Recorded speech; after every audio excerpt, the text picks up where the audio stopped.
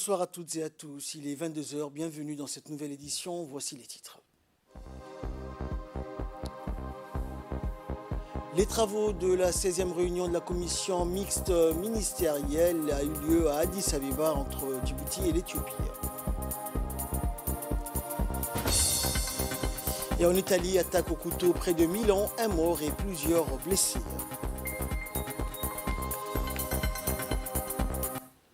Voilà pour les titres, bonsoir à tous. Les festivités commémorant l'intronisation du sultan de Tadjoura, Sa Majesté Ali Habib Ahmed et son vizir Ahmed Abdelkader ont rassemblé, rappelons-le, dans la ville millénaire de Tadjoura. Une fois n'est pas de coutume, outre le président de la République et la première dame ainsi que tout le gouvernement djiboutien, de nombreuses personnalités civiles, religieuses et militaires venues de toute la sous-région. Des moments qui resteront gravés dans les mémoires et qui ont sans nul doute ravi les esprits des habitants du sultanat de Tadjoura mais aussi de la République de Djibouti. Je vous propose à présent de revenir sur les moments forts de l'intronisation du sultan de Tadjoura et de son vizir.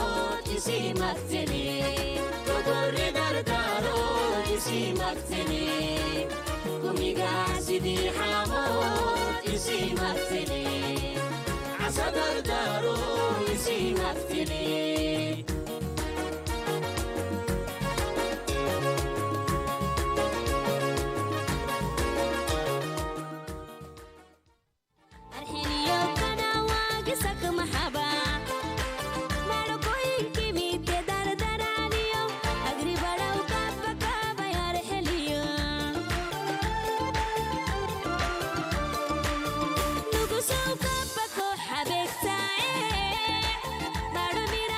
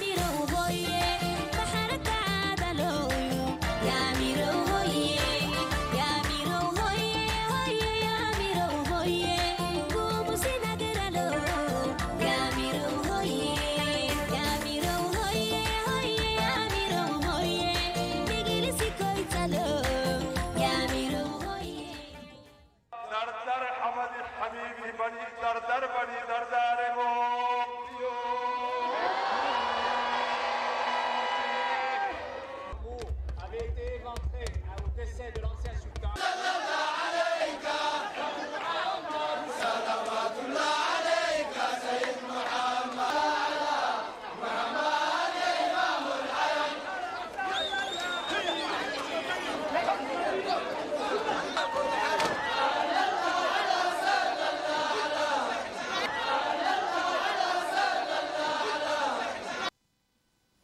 Et après l'intronisation du sultan de Tadjoura Ali Habib et son vizir Mohamed Abdelghadid, qui a eu lieu donc le 26 octobre dernier, une date mémorable, les festivités en l'honneur du sultan et de son vizir se sont poursuivies dans la ville blanche de Tadjoura et une soirée traditionnelle a été organisée par les femmes de Tadjoura hier soir sur le lieu de l'intronisation. Au moment menu de cette soirée, des femmes et les jeunes filles de Tadjoura dansaient au rythme de Dinkara, habillées de tenues traditionnelles. Selon la tradition, deux danses ont été présentées, le Dinkelia et le Dabal, dansé uniquement avec l'abattement du Dinkara. Regardez.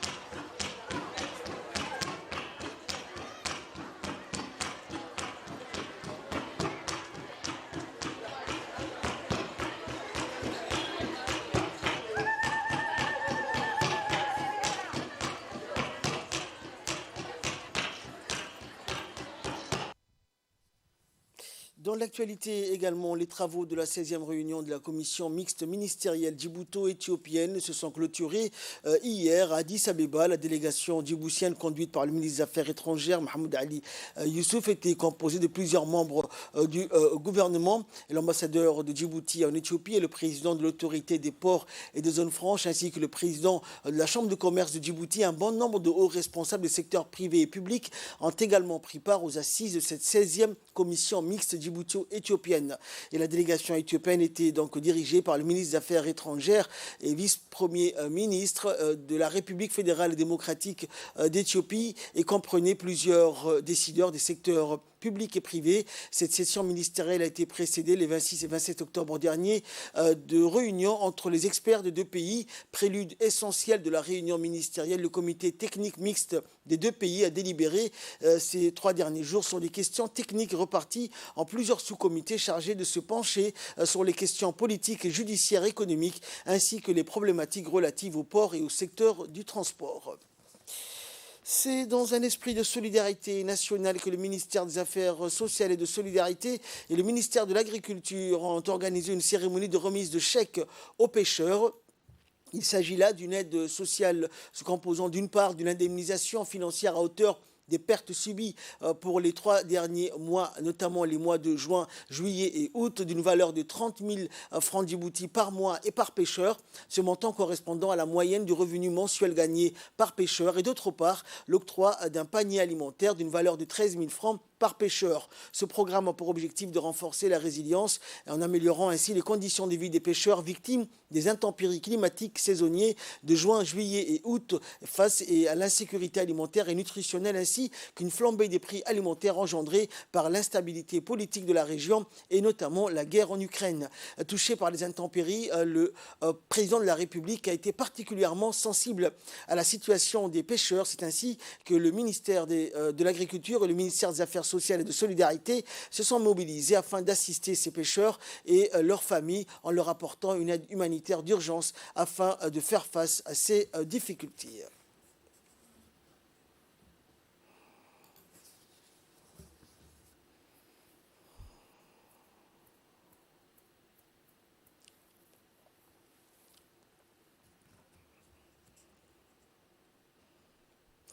Et écoutons donc l'intervention d'un des responsables de ce projet. On se retrouve dans les locaux de la CEPEC et ceci, c'est pour le lancement officiel d'un programme qui a été initié par la Solidarité en collaboration avec les ministères de l'Agriculture et plus précisément avec la direction concernée par la pêche. Donc c'est une initiative de chef de l'État, son Excellence M. Ismaël Omar Guelleh, qui a vraiment mis les points pour assister les pêcheurs, nos pêcheurs locaux des pêches artisanales pour les aider suite aux intempéries de juin, juillet, août, parce qu'il était difficile aux pêcheurs d'aller à la pêche. Donc ils ont eu des difficultés pour subvenir aux besoins, c'est-à-dire de leurs enfants. Et un deuxième point important aussi, il faut aussi tenir compte aussi des périodes précédentes, les années passées de Covid-19. C'est là que se rajoutent aussi les flambées des prix. Donc à tout cela, la demande a été écoutée par notre président et les deux ministères se sont engagés à aider ces pêcheurs. Et aujourd'hui, ce matin, on se retrouve à la CEPEC pour initier cette première aide qui consiste à donner aux pêcheurs une indemnité de 30 000 francs, c'est-à-dire qui revient aux apports journaliers de la pêche. Durant 3 mois, la CEPEC va assister ces pêcheurs pour subvenir à leurs besoins et aussi ça va permettre aux pêcheurs de faire partie des filets sociaux qui sont aidés par la CEPEC.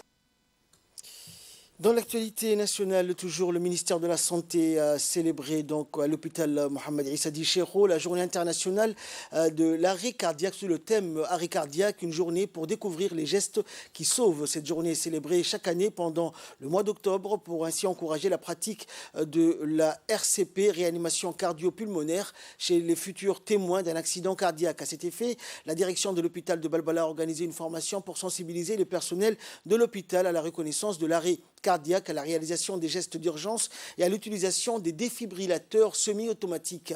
La formation a été lancée en présence du secrétaire général du ministère de la Santé, du directeur général de l'hôpital et des cadres du ministère. Et l'objectif de cette formation est de souligner que les connaissances dans ce domaine doivent être accessibles à tous en tant que geste d'humanité permettant de sauver des vies. Cet atelier de formation dispensé par un médecin urgentiste a regroupé une trentaine de participants issus des différents services de l'hôpital.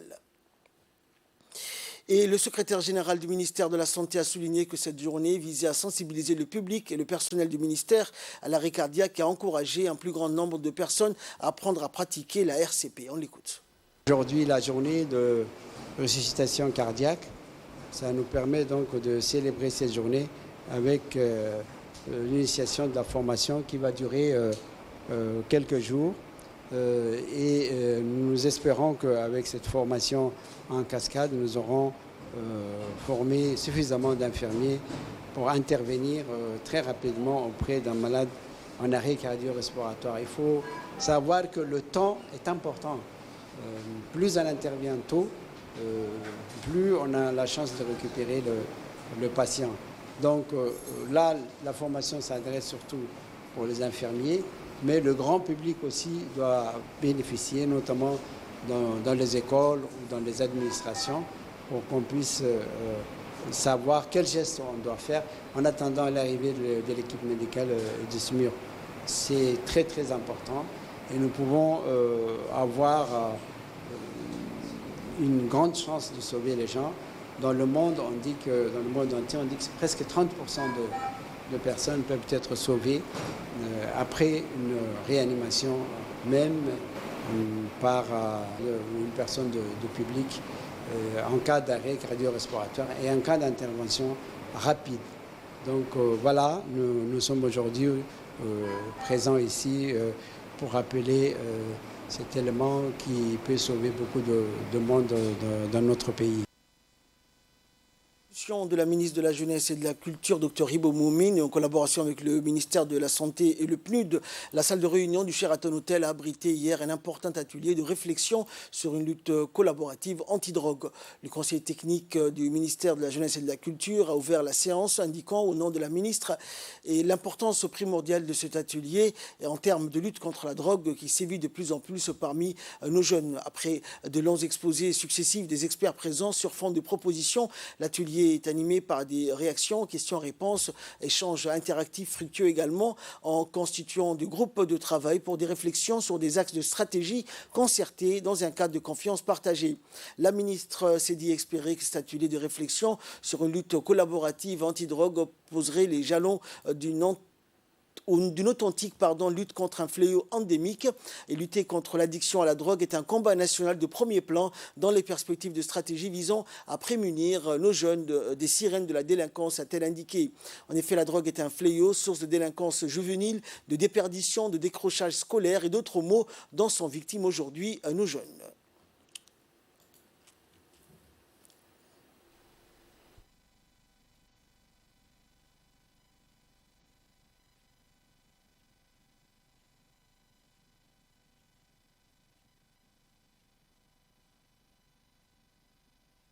Aujourd'hui, nous avons participé, comme vous pouvez le voir derrière moi, à une journée de réflexion sur comment faire face à ce fléau qu'est la drogue. Nous avons eu des échanges avec différents acteurs de terrain. Notamment, il y a la gendarmerie qui nous a fait part des différentes actions qu'ils mènent pour lutter contre la drogue. Il y a eu beaucoup de recommandations. Et ce que je retiens dans tout cet atelier-là, c'est qu'on ne peut pas changer les choses que par nous-mêmes. Donc il faudrait qu'ensemble, on puisse réfléchir, que ce soit la société civile, que ce soit le ministère de la Jeunesse, que ce soit les ONG, les CDC et autres, afin de dire stop ensemble, de dire non, sauvons nos filles, sauvons nos garçons, afin de mettre fin à ce fléau. Et la représentante du programme des Nations Unies pour le développement à Djibouti, Emman Gouanano, s'est félicitée de la tenue réussie de cet atelier. On l'écoute. Jeunes, femmes, hommes, c'était un grand plaisir d'être aux côtés de Madame la ministre en début de cet après-midi et de vous joindre pour cet atelier, pour la clôture de cette journée de réflexion sur les questions de drogue. Depuis de nombreuses années, comme vous le savez, Djibouti et la République de Djibouti a fait de la promotion de la jeunesse l'une de ses priorités. Et je pense que l'existence même de ce ministère en est de façon éloquente un témoignage.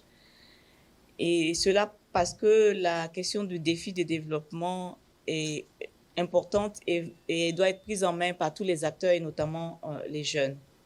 Les jeunes doivent pouvoir pleinement jouer leur rôle en tant qu'acteurs de développement et en tant qu'acteurs sur lesquels on peut compter.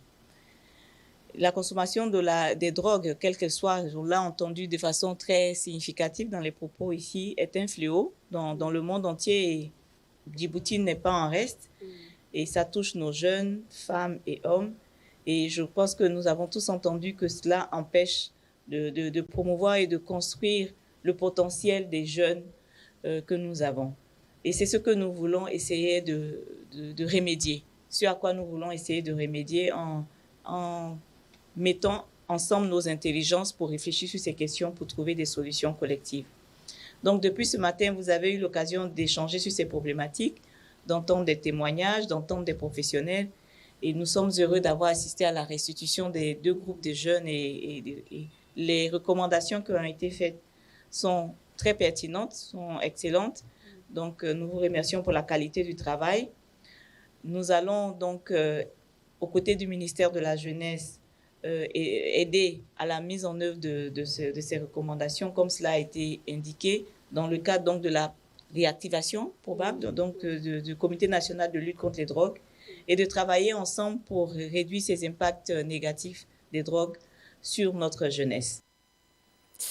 Et une importante réunion a eu lieu dans le bureau du préfet d'Arta, une réunion portant sur les préparatifs de la 16e édition de la randonnée pédestre d'Arta intitulée Africa Peace Walk ou la marche de la paix d'Arta. L'objectif de cette réunion était d'évaluer les travaux d'aménagement des pistes que vont emprunter les randonneurs, les itinéraires à baliser, la planification de la logistique ainsi que les mesures de sécurité à prévoir pour le bon déroulement de cet événement.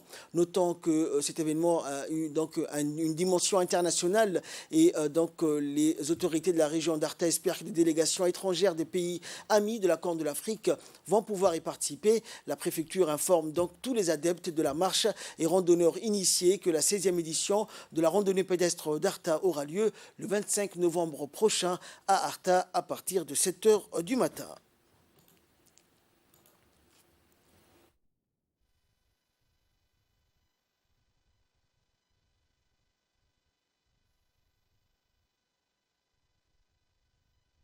J'ai un plaisir d'être là. Donc, ce sera la 16e édition de Africa Peace Walk. Aussi, il est bien connu, Africa, la marche de la paix de Arta. Arta, marche de la paix. Donc, la date, il est bien confirmé, fixé par monsieur le préfet et toutes les autorités de la région. Il sera le vendredi 25 novembre, Inch'Allah. À partir d'aujourd'hui, les travaux vont redémarrer pour la piste, la distance, mesures de sécurité, l'accueil et la sécurité, bien sûr. Nous restons dans la région d'Arta pour clore l'actualité nationale. Le mouvement de la jeunesse unie et indivisible a organisé dans le village de Damerjog une caravane de sensibilisation et de concertation sur le thème « Le rôle et la responsabilité de la jeunesse dans la promotion des valeurs civiques et patriotiques et de la paix pour l'avenir de notre pays ». L'objectif de cette caravane de sensibilisation est de promouvoir la culture du civisme, de la paix, de la citoyenneté, de l'unité nationale, de la cohésion sociale, du vivre ensemble et de l'esprit de volontariat. Cette rencontre s'est déroulée en présence du président du mouvement et donc des principaux membres du mouvement également.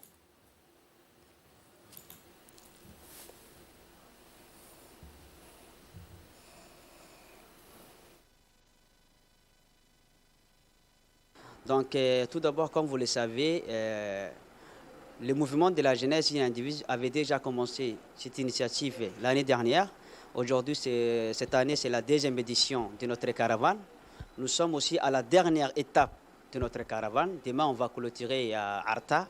Nous sommes là aujourd'hui pour vous sensibiliser sur le civisme, sur la citoyenneté, comment préserver la paix, l'unité, toutes ces valeurs que nous trouvons très importantes.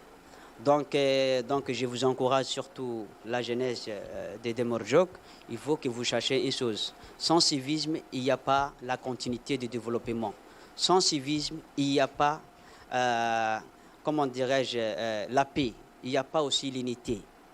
C'est avec le civisme qu'on peut consolider l'unité, la paix, mais aussi promouvoir le développement de notre pays. Chacun de nous doit consolider le civisme, l'unité, la paix.